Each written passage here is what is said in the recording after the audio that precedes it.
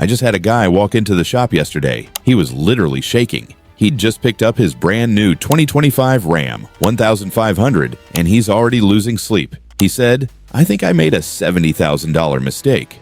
And honestly, after looking at the data and after working on these engines, I understand exactly why he's scared. We are in the middle of a massive industry-wide shift. We are trading the familiar, bulletproof legacy of the Hemi for the high-tech, high-pressure, twin-turbocharged Hurricane engine.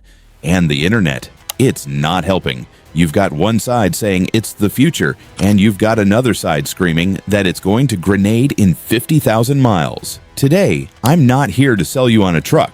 I'm here to give you the mechanic's truth. If you are about to sign the papers on a new Ram 1500, pause. Stop. Don't buy it until you see this. We are going to look at the Hurricane engine, the reality of the Ram 1500 electrical issues, and why the conversation around Ram Hurricane engine problems is actually more important than the performance numbers on the sticker.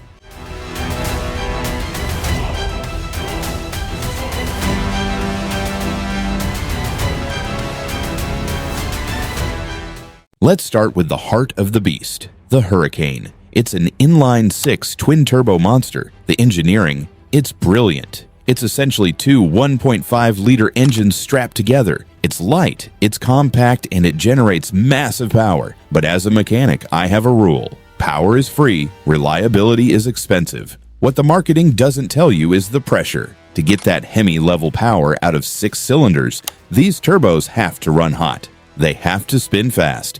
And that means the oil cooling system, the oil viscosity requirements, and the thermal management have to be absolutely perfect. With a Hemi, you could neglect an oil change for 2,000 miles and it wouldn't care. Do that with a twin-turbo Hurricane, and you're begging for early turbo failure. We're seeing a shift from mechanical robustness to maintenance precision. If you are the type of owner who follows the manual, warms the engine up, and lets the turbos cool down, this engine will likely treat you well. If you are the type of owner who jumps in, fires it up, and goes full throttle before the oil is warm, you are on a collision course with a major service bill.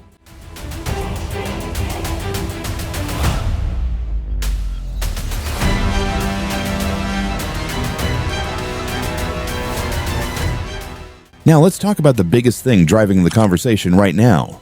2025 Ram 1500 problems. Specifically, the electrical side. I've read 1,000 comments about this. Some say it's the new infotainment system. Some say it's the body control module. Some say it's the sensor array on the new engine. Here's my take. These aren't necessarily hardware defects. These are integration issues. The 2025 Ram 1500 is the most software-dependent truck they've ever built. Every single sensor, from the fuel pressure to the throttle position, is talking to a central computer in real time. If the code isn't perfect, if there's a communication error between the transmission module and the engine ECU, you get a check engine light, you get limp mode, or you get an Ram 1500 electrical issues notification. I've had a few of these in the shop already. Most of the time, it's a communication error. The hard part isn't fixing it, it's finding it. Without a dealership-level scan tool, you are flying blind. This is a massive shift for the DIY community. If you like to work on your own trucks, you better get used to spending a lot of money on software and diagnostic tools, because the day of the multimeter and the wrench is slowly fading away.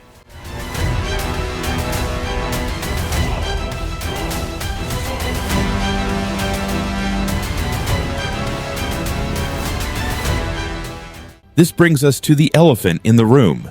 Ram Hurricane engine problems.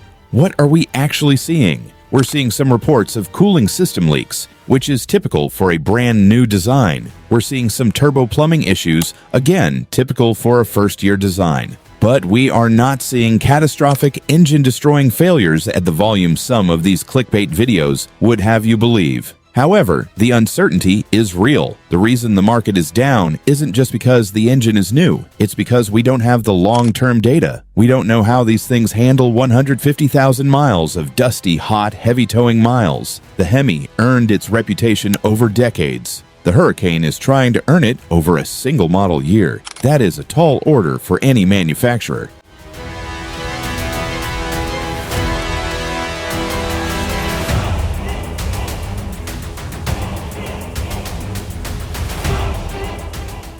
So, if you're at the dealership, what do? My advice is simple.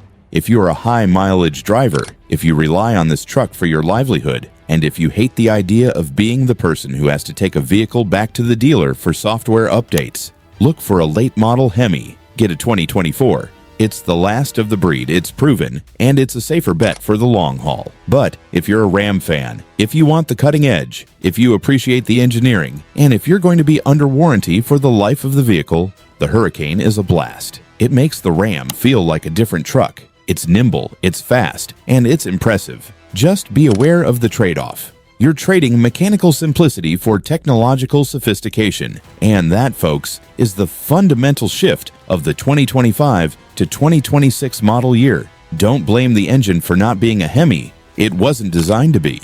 It was designed to do a different job. The real question isn't whether it's better than the Hemi. The question is whether it fits your lifestyle.